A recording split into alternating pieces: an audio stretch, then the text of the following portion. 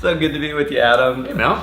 I can't believe I get to hang out with you, kind of, sort of one-on-one here. Right, we never get to hang out together. This is so special and unusual. Like ships passing in the night. No, so again, the reason I'm honored is I get to hang with not only one of my favorite people in the industry, but I think anyone that's ever met you, known you, got to work with you would probably agree that you're everyone's favorite person in the industry. So that's quite the that is quite absolutely the crown, right, my friend. I get fan mail, I get flowers, I get people show up at my house wearing funny hats and stuff. I'm sure, and anyone that spends time that doesn't already know you, they're gonna really kind of get to understand that I'm not joking at all about that simple fact.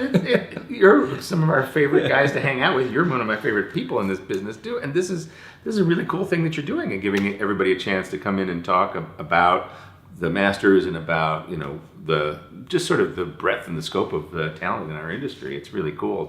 It's an honor to learn at the feet of genuine, bona fide, certified masters. So I'm just wondering why you're not levitating above your chair right now.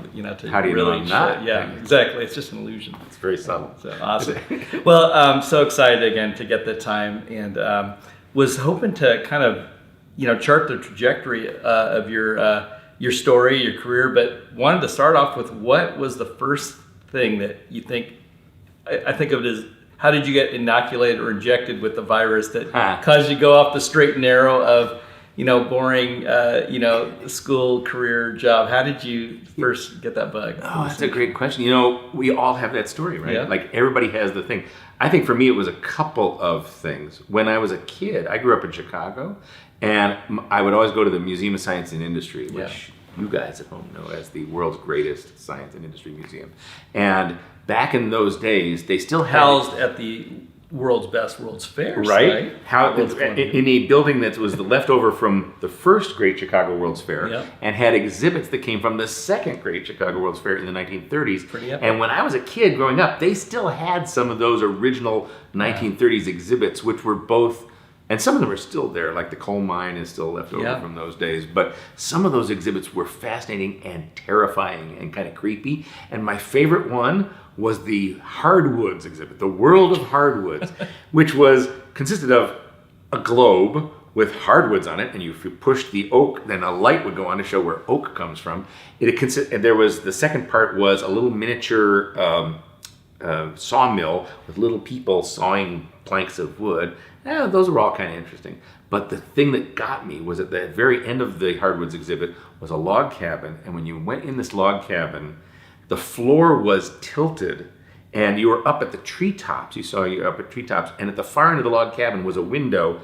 And looking in the window was the face of Paul Bunyan, a gigantic talking animatronic head of Paul Bunyan, made in 1930s style. So it was made of like paper mache, and it just kind of did this, just these two moves, and it would say, "Well, hello there, I'm Paul Bunyan. I was walking through the woods with Babe, the blue ox," and he would tell stories, and the idea was that Paul Bunyan has lifted up this cabin and is looking in the cabin at you, and it's sort of tilted towards him, and I was pretty sure I was going to slide down the floor and he was going to eat me. So I had this terror as a little kid of sneaking into this cabin. Every time I go to the museum, I would have to screw up my courage to go in and face Paul Bunyan.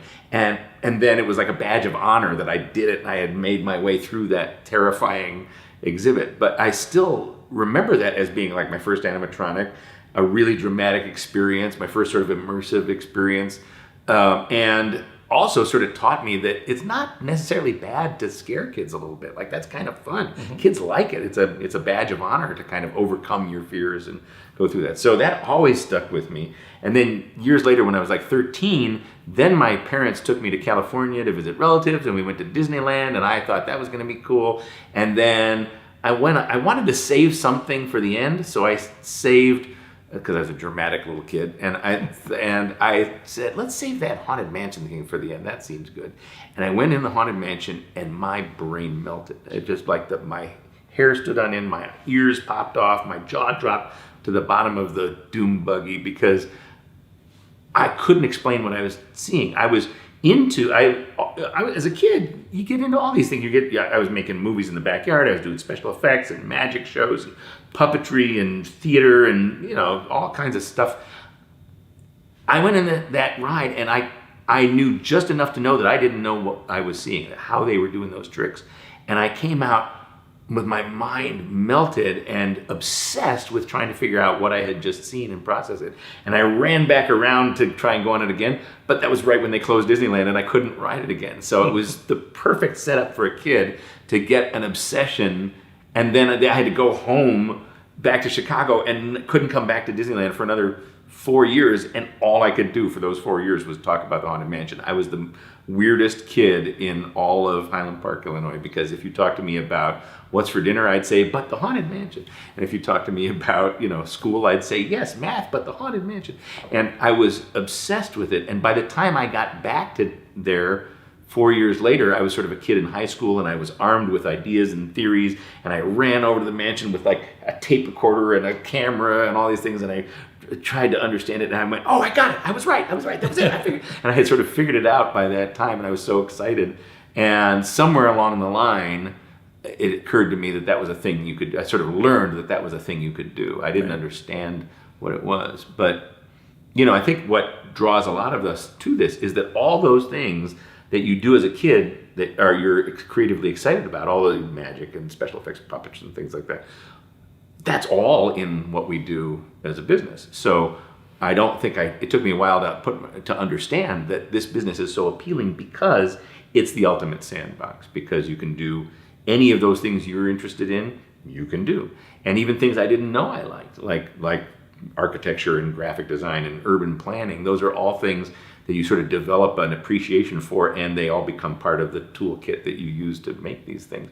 So we get to be in the business where you don't have to decide what business you're in, because you can do it all, right? Well, I eventually learned that, but I remember when I first got the bug at 12 and wrote my letter to WED Enterprises. Right. I wrote those too. Walt Disney Imagineering, and and I basically said, just tell me what to major in, right. what I need to study. And of course, the answer comes back of like, well, just major in whatever you're interested in. Well, son, you just have to follow your dreams, exactly, and maybe your dreams will be nothing. Our dreams, right? Right. And I did the same thing. Yeah. So when it came down to, I was undeclared with my film. Before I landed on the film degree, I was undeclared to the last possible moment. Just felt like I had the gun to my head, because there was no clear-cut path. Right. And I know we share this in common.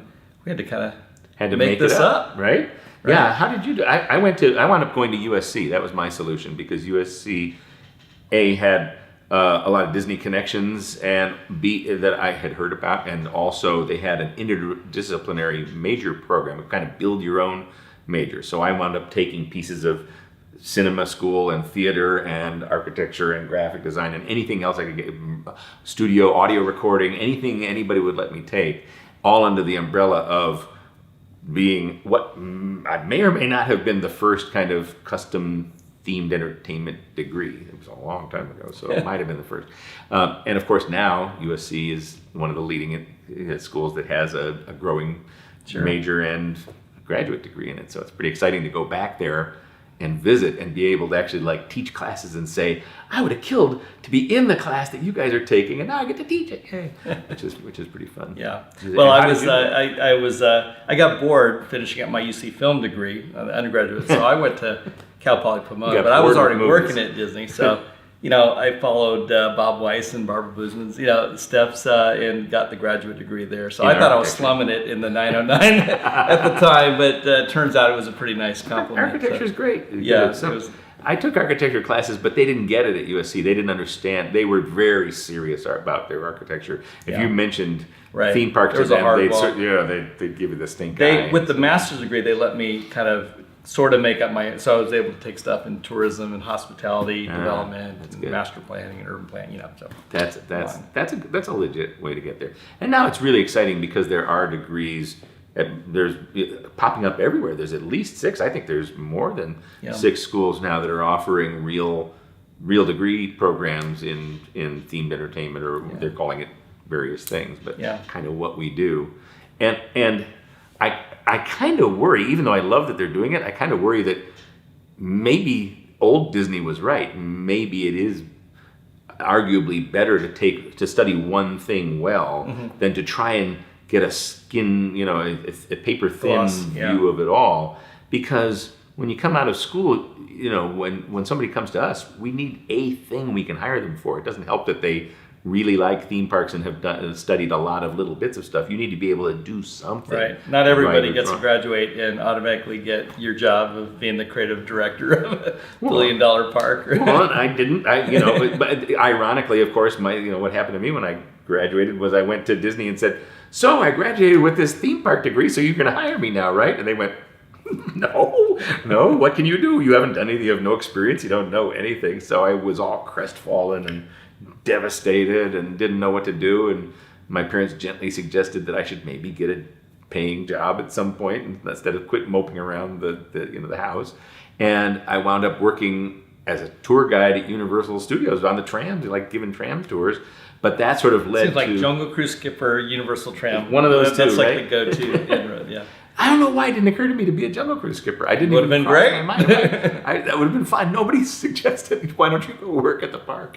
So I wound up working at Universal, and that was great, and actually led to opportunities to kind of be a PA on some of the things they were building and kind of get behind the scenes experience, and then start hearing about more stuff. And along the way, I also, part of my degree at USC had involved internships down at the parks, not at Imagineering, who said, we don't know what internships are. Back in those days, they didn't know how to do it. But Disneyland Park and the live entertainment division said, we'll take the kid.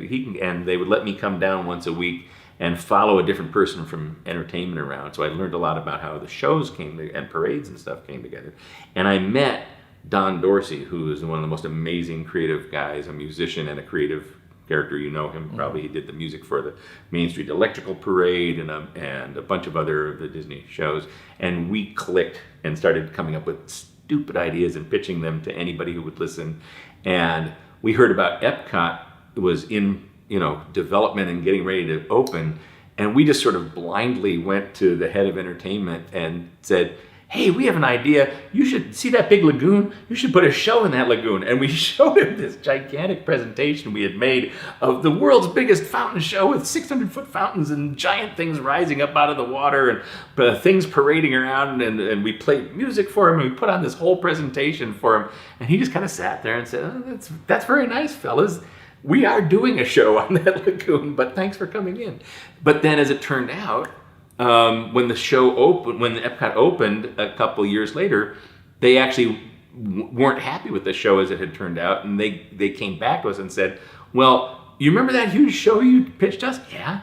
Well, you can't do that, but you can fix this show. So our first job was getting to kind of upgrade the very first lagoon show at Epcot, and we just kind of went in and started adding stuff to it, and every year we'd add a little more and change the name, and it went through like 3 names until eventually it became Illuminations that ran for a really long time, and had a great legacy. That was I have a younger brother who is our director of design, and that was the show that changed his life. Really? That just made him decide to quit trying to be Peter Pan and being a slacker and actually finish his degree and become it made his world and his mind open up. Well, that's marvelous. Has he ever said it to Don? Because I don't think so. You should tell him that people. Don has a whole fan club of his own because he's done so much wonderful work, and Don went on to do the Reflections of Earth version of Illuminations, which was even grander than the original one, and it just kept getting bigger and more beautiful, and really I loved that show. And so then after that, we were just off doing things. So I was really fortunate and stupidly lucky that kind of somehow I just bypassed all of that dues paying and just directed a show on the lagoon at Epcot with no qualifications, absolutely no reason anybody should have let us do that. And everybody thought, who's that little kid? And I looked about 7 at the time. And so they would go, who's that little guy? And I go, come on, everybody, let's do a show. And we'd be programming lights around the lagoon at 2 a.m, and I'd be going, this is great. And everybody'd be going, yeah, kid, right? Could we go to sleep now? It was kind of ridiculous combination of luck and not knowing we couldn't do what we were offering to do. We just kind of stumbled into it and just kept going from there. Well, We were introduced through another mutual friend and a kind of a mentor of mine, Anthony Esparza. Oh, who, sure. I think you've known Is for that how we met a each other? minute, Yeah. few years, yeah. Anthony's and great. back in this little Mickey Mouse operation, Landmark Entertainment. Mm-hmm. I don't know if you guys were on Hollywood Boulevard then, but That was the first real job I had in this business. After doing a bunch of these things, kind of as a freelancer, just kind of running around working on shows and projects, just kind of, show business. just getting hired in as a director to do a thing without having any clue of what I was doing. Then I got hired by Landmark Entertainment, which was this amazing growing place where that attracted and grew incredible creative talent. And like you said, some of the best people in the industry have passed through there. Anthony Esparza, Scott Trowbridge, Luke Mayran, Dave Cobb, Ty Granaroli, Greg Dameron, Christian Hope. So people who are now kind of... It was a great training camp, right? Yeah, and what was great about that place is they would just throw you a gig and say, figure that out. And you just go, okay, and you just go run off in a corner and work on something. And I got to work on all these great Universal shows that way. So Jurassic Park, Terminator 2 3D, Ghostbusters, Jaws ride, Spider-Man, all those things came, and you just sort of would get handed... No big deal. Right. Every new 5D, Right, and you got, and they were fine with you just coming to them with ridiculous, dumb ideas and running with them. And sometimes it was fix a show that wasn't working, like the Ghostbusters show, sometimes, or the Jaws ride, which was pretty hilarious.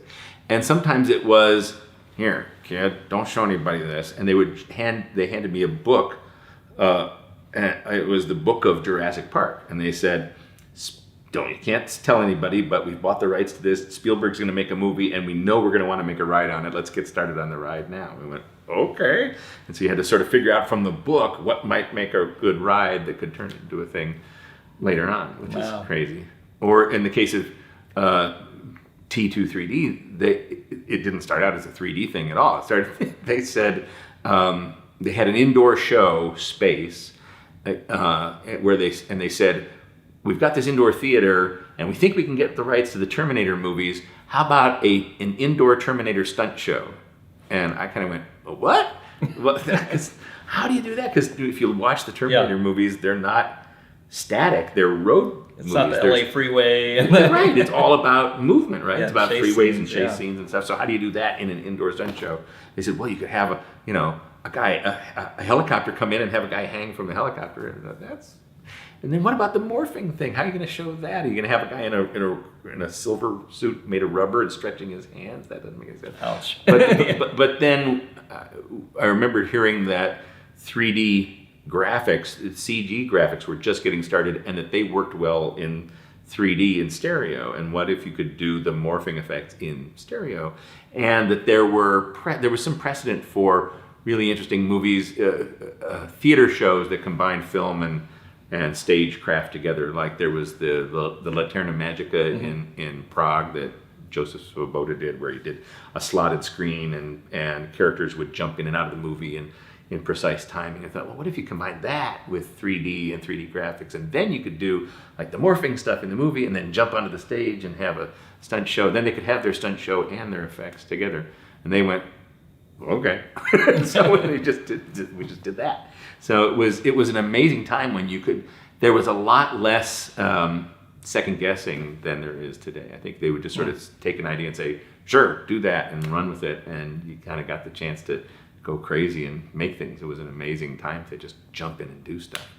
It was pretty cool. Well, it seems like some of that out of the box thinking is almost become a career, trademark. Or I think that's why we call you.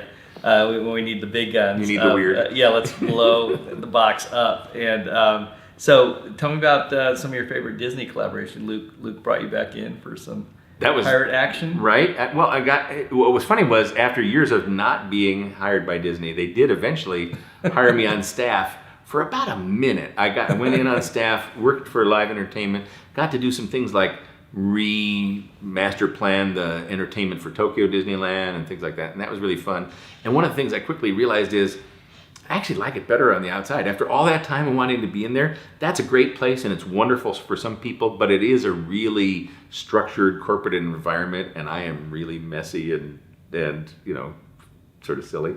So it's much more fun, I think, for me to have a company and then be a friend of the company and come in and help with stuff sort of as needed and not be part of the daily sort of bureaucratic process. Just come in and do the fun stuff, which is great. I think it's just great for a lot of whether it's students or a lot of people grow up with that aspiration. Watching the Disney Plus series, the Imagineering stories of that's great stuff, right? The Nirvana, their goal in life is to be a Disney Imagineer for life. Just to say, hey, that is an awesome goal. It is a wonderful goal, and there's more you can do besides Disney. A lot of people don't realize what a rich ecosystem there is of companies like that yours Disney's and ours. Kind of helped create, but right, not entirely intentionally, right? Like Disney over time sort of created this industry by laying people off, right? They would do a big project like Epcot or Tokyo Disneyland, and they'd staff up to 3,000 people to build Epcot, and then they'd lay 2,000 of them off after the thing was over, and those people, some of them would leave and go to do movies or go to the mountains or something, but some of them would say, I want to keep doing this, and they'd open their own companies, and who would hire them? Universal would hire them, or other companies who wanted to get into the business, and so Disney kind of created their own competition by letting these companies grow up, and created ultimately this ecosystem. In the long run, it's been good for everybody. Sure. I don't know if Disney has ever felt any regret about it, but I don't think they do today because they appreciate having a deep bench of companies and things that they can go to. And we've all gone on to do other stuff like museums and churches and cool things where you can bring and Disney and Disney, right? And then we come back now, and Disney has now learned the value of the vendor community and have learned that they don't have to keep every single discipline in house. They can bring folks like us in for a month or 6 months or a year, whatever we need, and then we're happy to move on to the next.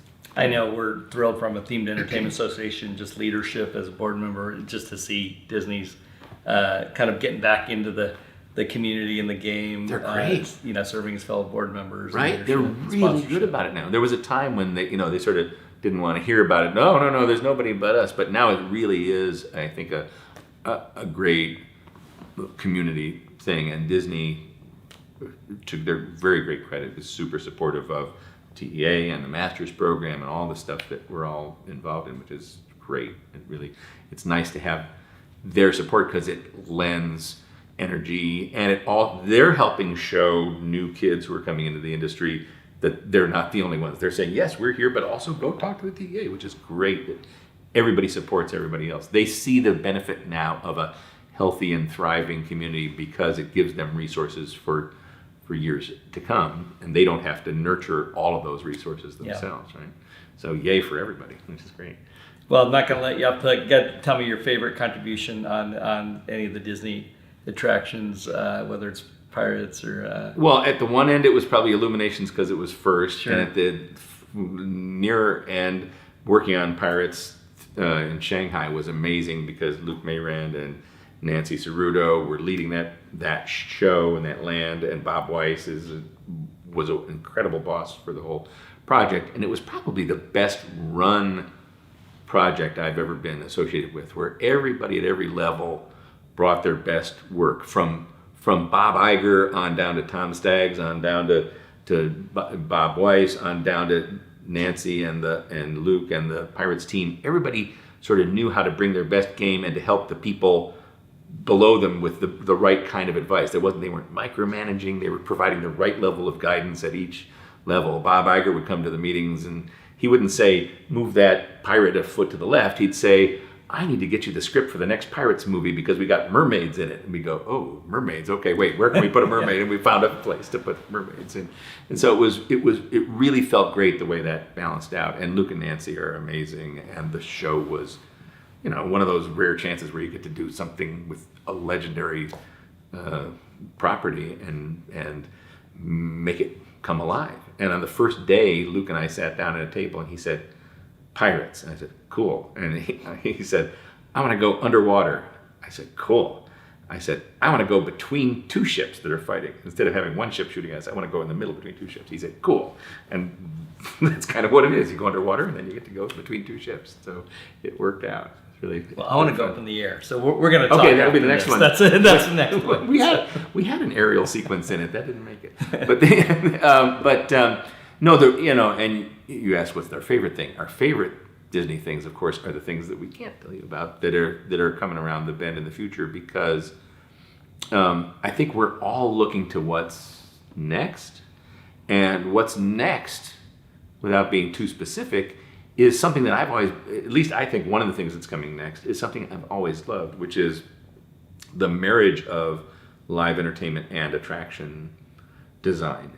For years, Disney was structured in a way that kept those two separate. Like the live entertainment people were literally in one county, and the imagineering people were in another county, and they didn't talk to each other or work together well.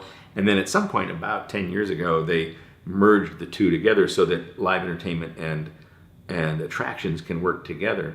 But I've always sort of jumped back and forth between the two and loved them both equally, and think that the most interesting stuff comes when you can bring the power of live performance and the power of big attraction and placemaking together. And there's some really cool opportunities there. You've seen the first of them, which is the Galactic Star Cruiser experience, which we did not work on, but our friends did, and it's beautiful and amazing. And imagine more stuff like that, and that's an area that's just been starting to be explored, and there's so many cool things you can do in there. So, stay tuned.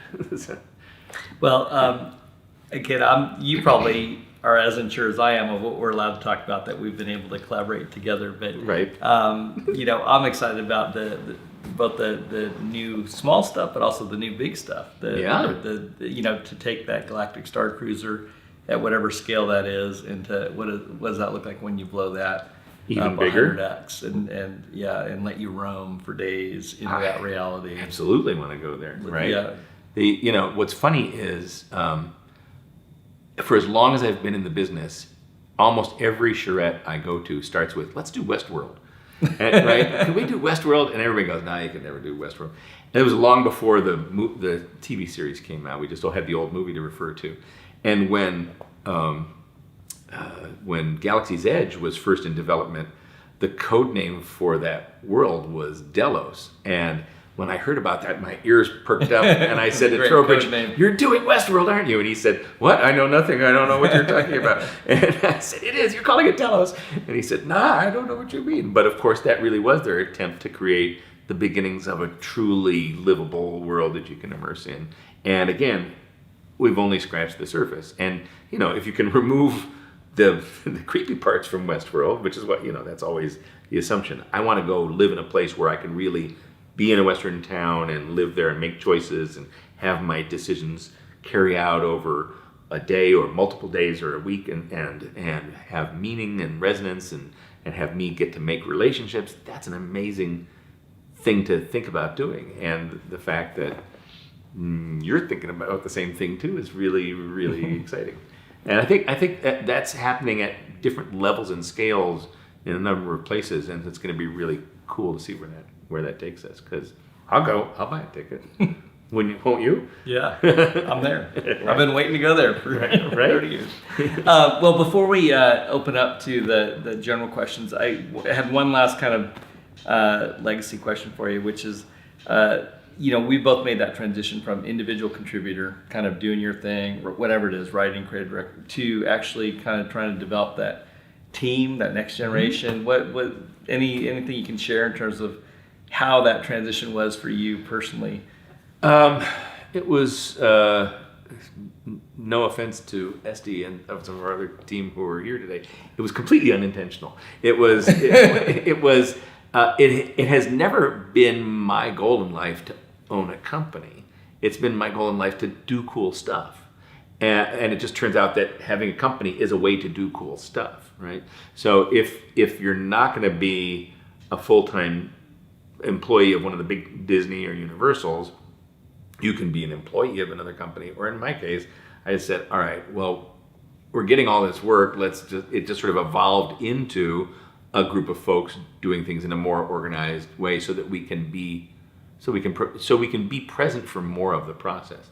Because if you don't do that, then often you just get to do sort of a cool idea at the beginning, and then that's it, or a cool idea at the beginning, and then somebody calls you back 2 years later and said, okay, now come direct the show. We go, well, what show? It's changed so much since then that it doesn't make it. I don't understand it anymore. So by building up a little bit of a group, now we can be present for more of the process through design and planning and making the hard to budget cut decisions and all those things that hold an idea together, so it doesn't fall apart from beginning to end. Yeah, that creative guardianship through the process. That's why we do it. Just playing on the front end is so key. That's why that's the reason to have a company, not because I want to like lord it over you guys, but because it's just fun to have a group with you, and you can do more as a group than you can as a person, and you learn so much from the group that it makes the work so much better. We do stuff I could never imagine on my own, but they do, and they take the work that much farther and surprise you every day with crazy cool ideas and solutions to problems that a freelancer can never do on their own. That's why this is such a collaborative business. So you just need a family. So we made one. Awesome. Yeah. Well, thanks for being an extended part of our family. Thanks for slumming it down here in my office. Thanks for pouring yourself into the time to do this for the Themed Entertainment Association and all the other service that you've done over the years. It's a pleasure. It's fun to be here, and what you're doing is great. And I look forward to seeing this one, and then watching the rest of our masters come on after this and be part of the progression of storytelling. Good stuff. Thanks for having us. Thanks, Adam.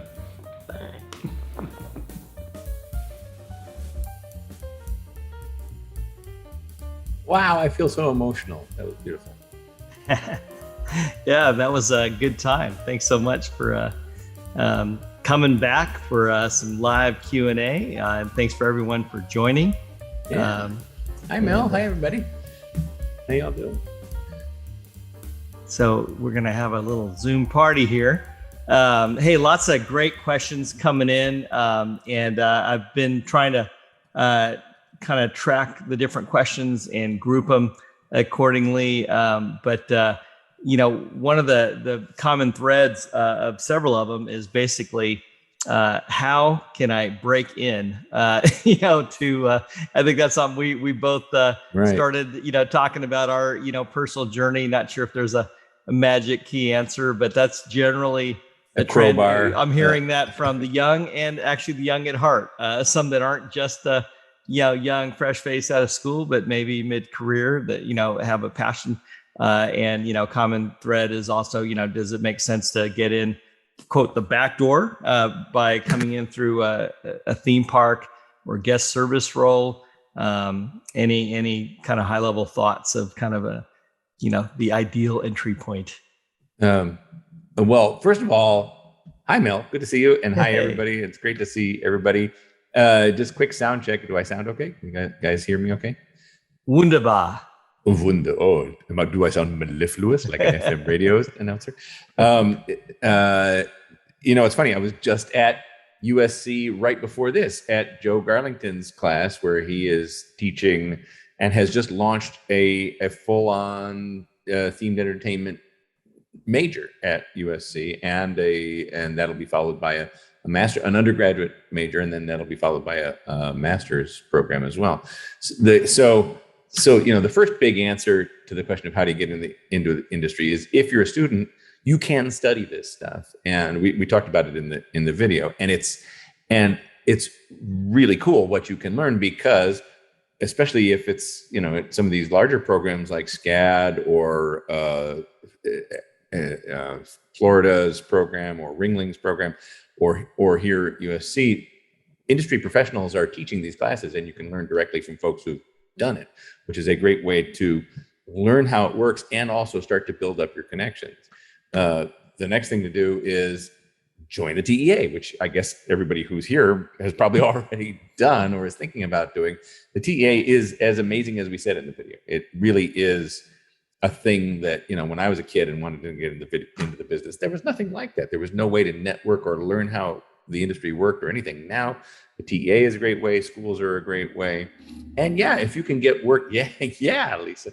And if you can get work at one of the parks, do that too. What a great thing to do. Just get as much exposure on as many fronts as you can. And also try hooking up with groups that are doing workshops and projects like you guys.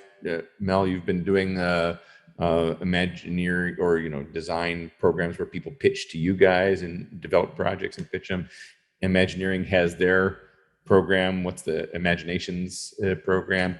During the pandemic, there were a bunch of programs that started up with people just doing fun workshop projects and pitching them to industry folks. Just any way you can meet people. It's the same as getting into any form of show business. The way you do it is build your skills and start meeting people. And then eventually the two will come together and you'll get a gig and it'll take off from there.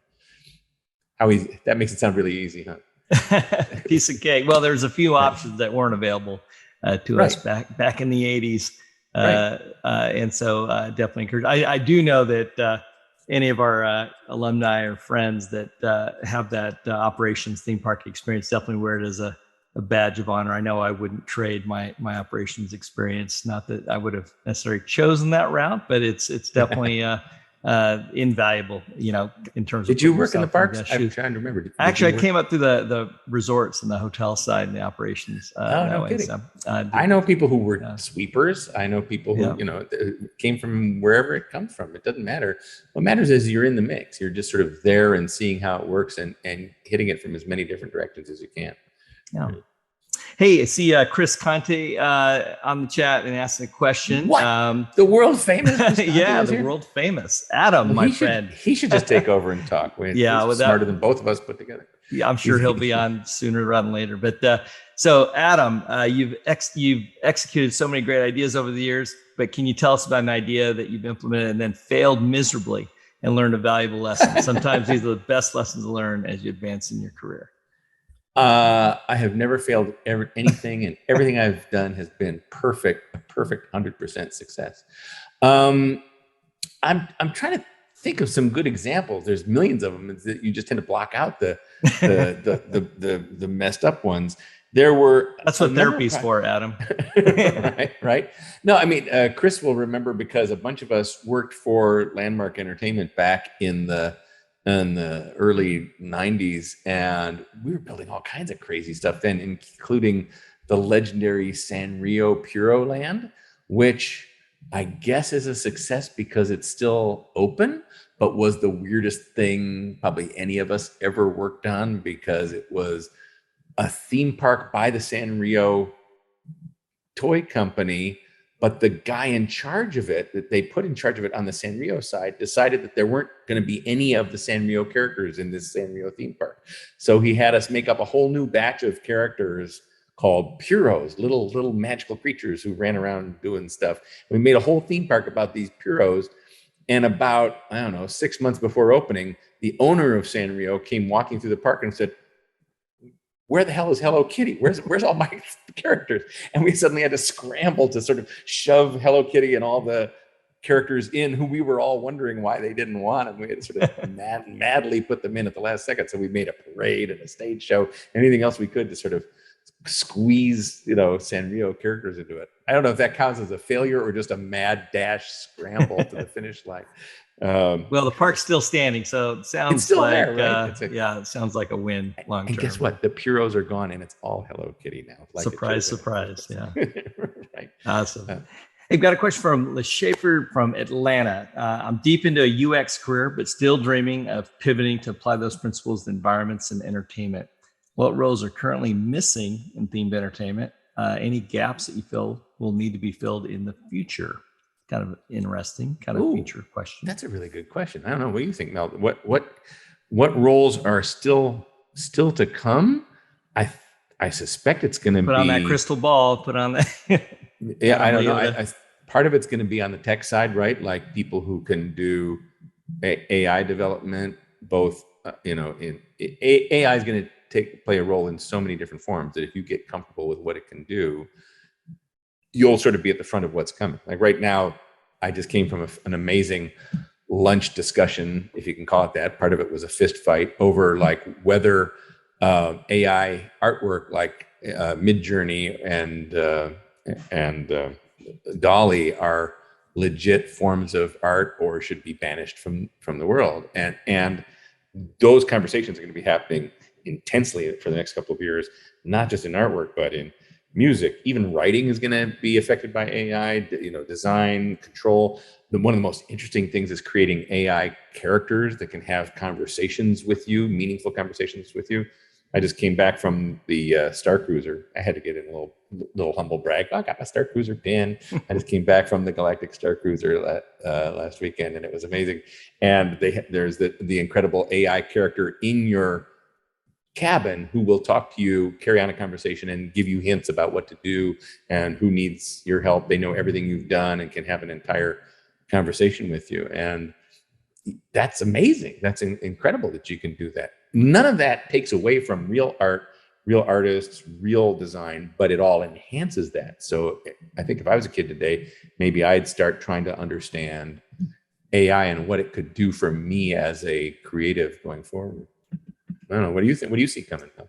Well, I'm actually curious. I see a huge Venn diagram overlap between people that are passionate about themed experience and themed experience design in the real and, not just gamification, but the actual e-gaming kind of video gaming industry. And it seems like anyone that's going to be effectively able to kind of bridge, navigate. I know that's keeping us pretty busy on some significant initiatives right now. And so I know we've reached out to, you before and some of the guys on your team, Baz. And I mean, it's been fun to kind of explore that frontier.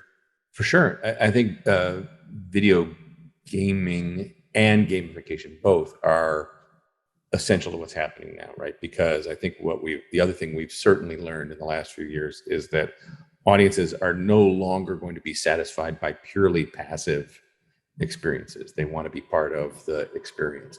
And so the whole Star Cruiser and Ghost Town Alive idea of bringing areas to life with live performance or with technology or other ways or through Harry Potter wands or through gamification, like some of the things you may be working on of playing, being able to actually play a theme park like a game, that all of those things are the future, are where we're heading, so that we won't just be sitting and letting stuff wash over us. Sometimes I want to do that, but a lot of times you're going to want to be part of it. So, yeah, definitely see a continuum, a shift, an evolution from just being consumers and writers of themed experience to being writers of your own story and creators of your own story. So that's kind of I think a theme we'll be seeing. Hey, Grace Ritchie has a question. What's one of the problems that you're most proud of solving? So rather than a failure, say it again. What's a problem that you're particularly proud of solving? Kind of those tough nuts to crack. My favorite things are all problem solving. I'll give you a weird one. A one that has never been produced and may never be produced, but I still think was one of the coolest solutions ever. Was we solved Titanic, the movie. How do you make an attraction out of the movie Titanic? Right? A bunch of people have tried. There have been numerous different Titanic attractions over the years, and most of them were weird. Like there was one right when the movie came out in Australia. Somebody made a movie theme park with a Titanic attraction, and the whole pitch there was you go aboard Titanic and you get divided up into two groups, and half of you live and half of you die. Yeah, and a little more at stake than Radiator Springs Racers. Why would you do that to people? That was not the solution. The solution we had to come up with, we figured out, is how do you preserve the romance and the joy of that movie and the action and the intensity of it without it becoming bleak, which the movie is at one point. And part of, solving a problem is really getting inside the thing you're trying to pull apart and tell the story and find the path through it that is the story the audience really wants to experience, and the thing you're really waiting to have. And we sort of found the magic path through it that gave you the love, the romance, the adventure, and all the great stuff, and just neatly sidestepped around the really bleak, gloomy, depressing stuff to leave you on an emotional high. That's really satisfying, and nobody will ever see it. Oh, That's cool. Never say never. Well, that's true. Anybody out there want a Titanic ride? We got one. So,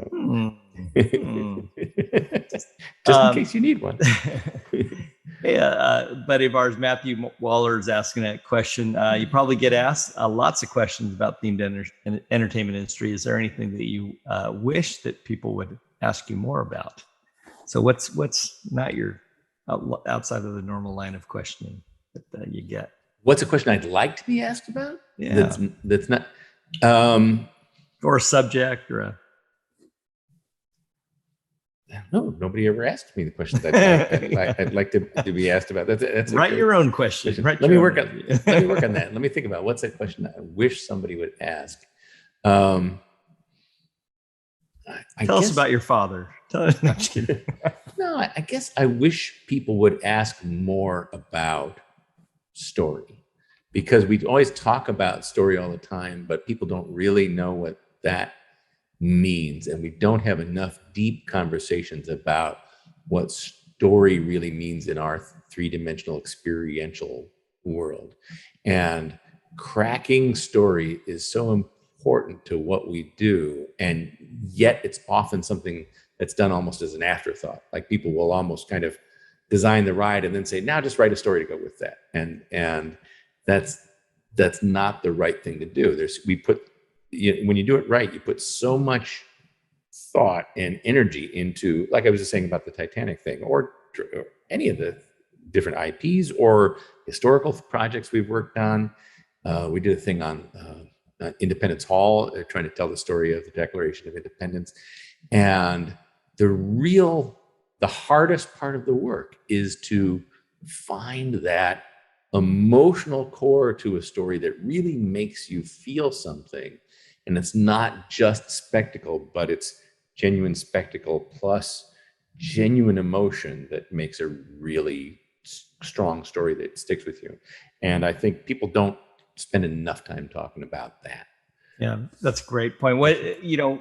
Without naming names, any particular common suspects in terms of common mistakes or at least misconceptions around story as applied to themed experience and entertainment? Well, we have a little sign pinned up in our office that says "No recruits," because I think we've done enough rides where you go, "Come on, recruits, we've got to get you onto that helicopter, get to the farm, find the stone of Bagalura, get it back to the top of the volcano and drop it in before the volcano explodes. Okay, you did it. Good job, recruits." And the truth is, you didn't do jack. You just rode on a ride, and at the end they told you, "Good job, recruits." I think that started out as a nice way to tell a story, again, in that sort of passive way that we are trying to grow past. And I think now it feels like a lazy way to tell a story. I think we can push harder to tell stories that are not just about, we're assigning a phony role to you and you somehow performed it. Congratulations, good job, recruits. So that's our rule. No recruits. I love it. Someday you're gonna have another sign that nothing can go terribly wrong. Right? No, I'm just kidding. No, it's funny because I feel bad because I might have started that whole thing about something goes terribly wrong. It's your fault. It kind of is. Like, everything I wrote back in the 90s was something goes terribly wrong. It was like Ghostbusters. We're doing a little sales pitch and something goes horribly wrong and the ghosts get out of control. T2 3D, we're giving a sales pitch and the Terminators invade and something goes horribly wrong. Jurassic Park, you're going on a nice cruise around a Jurassic Park and oops, you go off track and something goes horribly wrong. But at the time that seemed pretty novel. That seemed like a prior to that, nothing ever went wrong in theme parks. You just went, calmly through a world where everything was exactly as it was planned to be, which is great. Pirates and Haunted Mansion are amazing classic experiences, but they don't go wrong. They go according to plan. And so I thought it was being cool to like throw a little loop in things and throw the story off and make something unexpected happen. But then it kind of became a cliche over time. So again, you got to now need a new cliche, I guess. Ariel's asking after just going on Star Cruiser, asking about takeaways for future projects. Jake Land's asking, if there's any other projects that you've recently seen that have given you either takeaways or that has you excited about the future of the industry.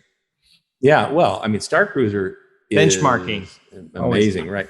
Right, we get to call it benchmarking. And Star Cruiser is super important to us because it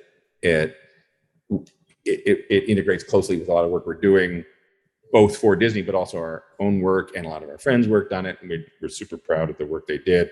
Some of the folks who worked on it work on things for us. So there's a lot of crossover just collegially, but also we needed to see how it turned out. And it's amazing. It's every bit as cool as you would like it to be. Anything that fans might have said about it not being cool was misguided speculation, because it is perfect. It is just a beautiful, amazing combination of great environments, great character, great performance, amazing storytelling, and just a delivery of an almost dreamlike state experience where you fall into this world for 2 days, and for 2 days you're just floating in a Star Wars story like you'd never imagined you could do before. And it points to so many possibilities that we can be doing. This is not the first thing anybody's done in this area. You could point to a lot of things. You can go back to Sleep No More 10 years ago and see what it was like, how electrifying it was to create something immersive and new that you could go into and live in a world. But Star Cruiser is a whole new pinnacle of that kind of work, just elevated it to a level where you really, truly are in a whole new world. And it opens up vistas in all directions, ways you could stay in places for longer or even for shorter, but ways you can create really amazing immersions and connections. It's pretty electrifying what that's all about. Absolutely. Yeah. Well, that actually is a good segue, because, when you have, in our case, probably decades of emotional resonance and history with an IP storyverse like Star Wars, or, say a Harry Potter, there's a real power behind that. And Chris Jan's asking the question of, is there still room for original IP, creating something from scratch? Which do you enjoy more? And which do you think audiences actually enjoy more? Yes, the answer is yes. We love both.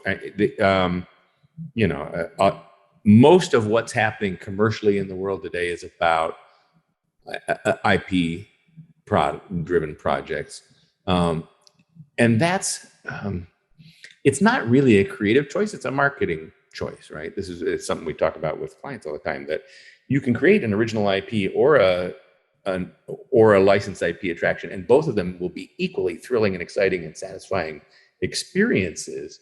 It's really a question of how you want to spend your marketing dollars. You can spend them up front to buy an IP that everybody knows, and then you don't have to worry about marketing it because everybody will know about your Star Wars or your Harry Potter thing and come to it.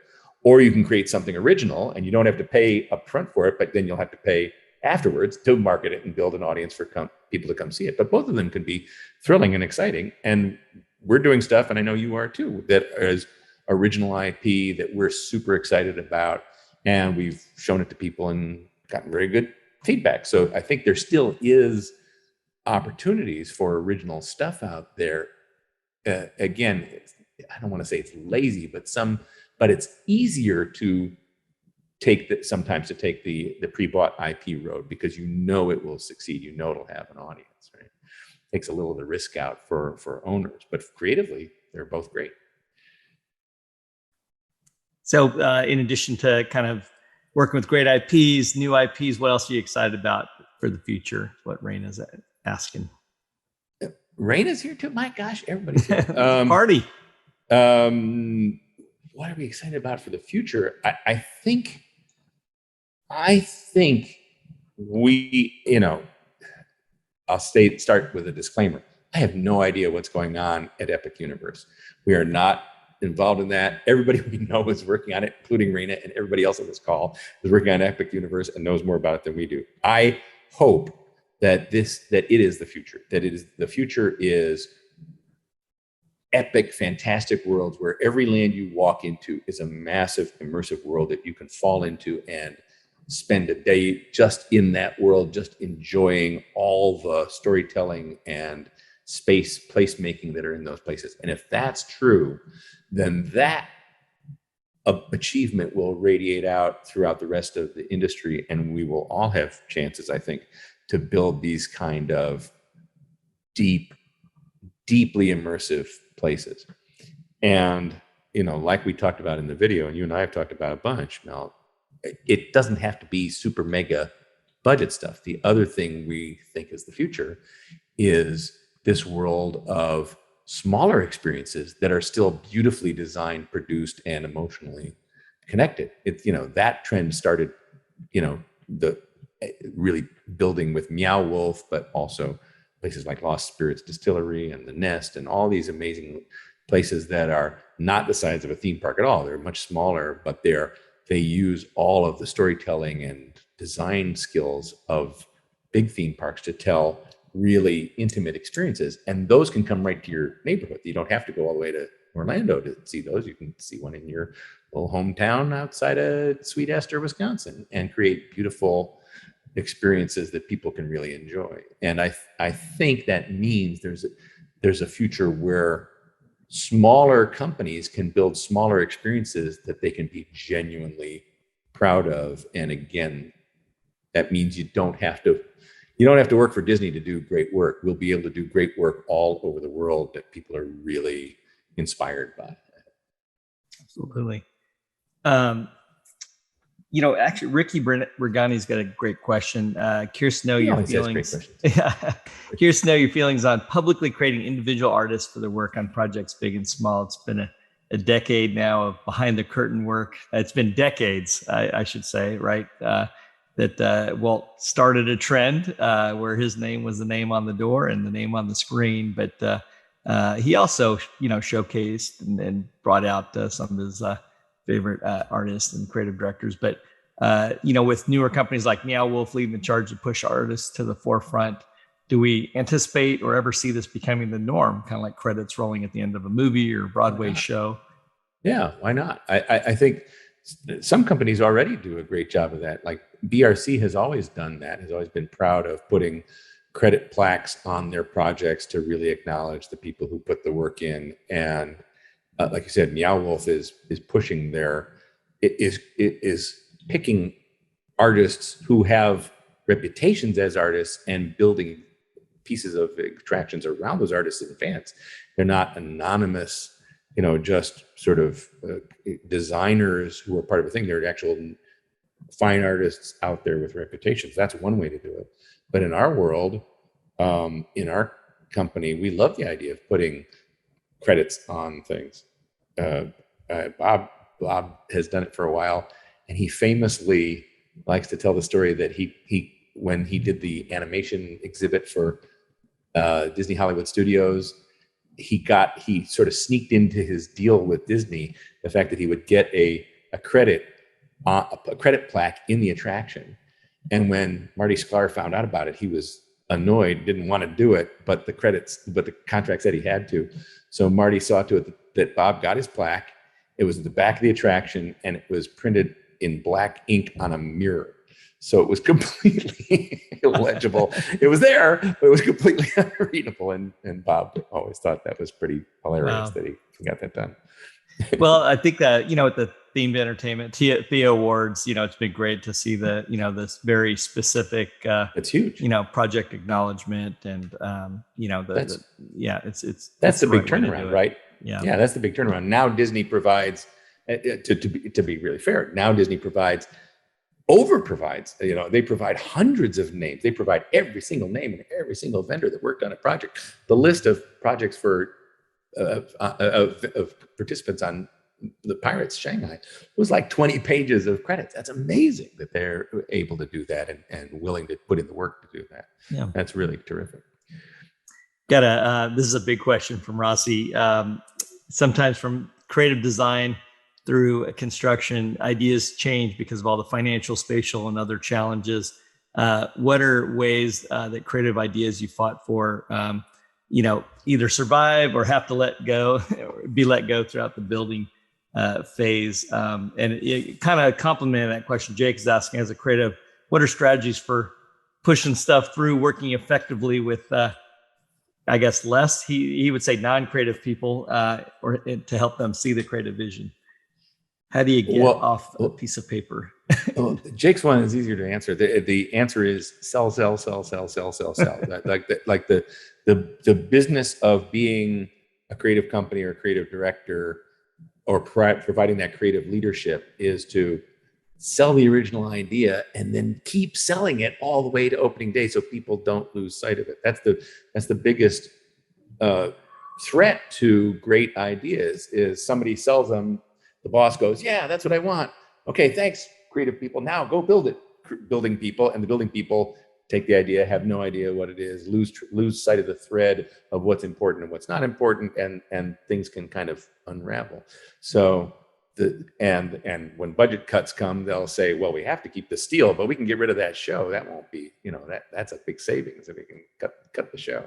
So you have to be part of the conversation every minute of every day, constantly explaining to people why each scene is important.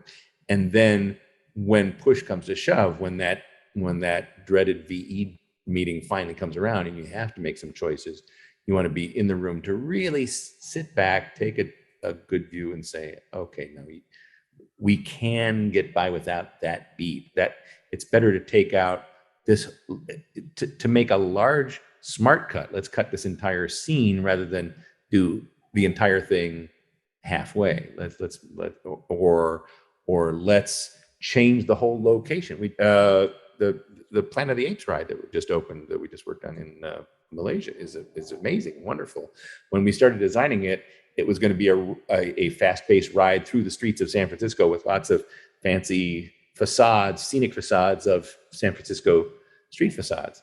Whoops, over budget. So the solution was, we sort of thought, well, we're inside a big show building. A show building is kind of like a big warehouse.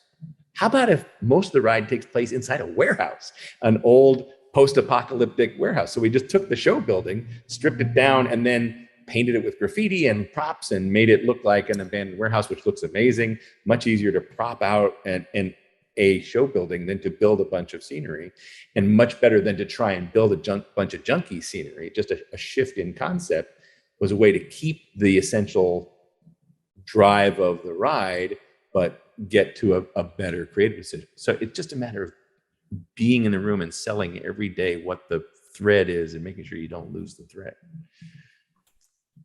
Awesome, Adam. This is hard. We've got so many great questions coming in. We're at about our 30-minute mark on Q&A. Let me ask you one. Go to midnight. Yeah, we'll hang out. Yeah, separate Zoom line coming. One final question. Hopefully this doesn't make you feel too old here, but in your words, this is from Jordan.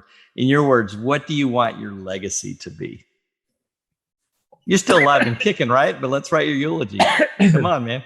Well, not now. I just choked in my water, so maybe. Yeah, not. didn't mean to instigate something prematurely. Wow, that is scary to think about. Excuse me. I think we triggered in our folks. I know, right? It triggered a huge reaction. A legacy, holy gazinkas! I don't know if I'm still a kid trying to break into the industry. How am I supposed to think about legacy?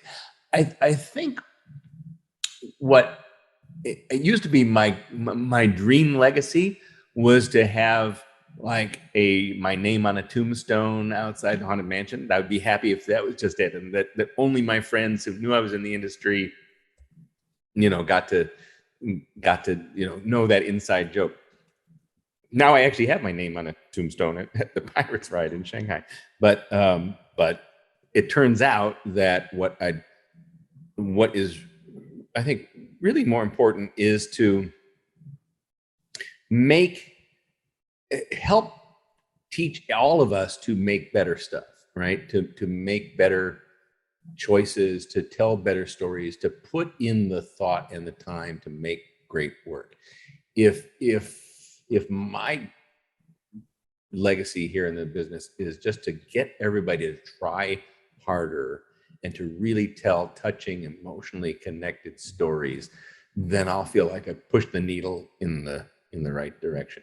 And I see that happening with our team at the office. The folks that we're working with are incredible storytellers, are bringing that kind of beauty and joy and emotion to stories every day. And I see it happening throughout the industry. So I'm hoping that'll be a good way to be remembered. He made people feel stuff. It'd be nice. And he made people make things that make people feel stuff.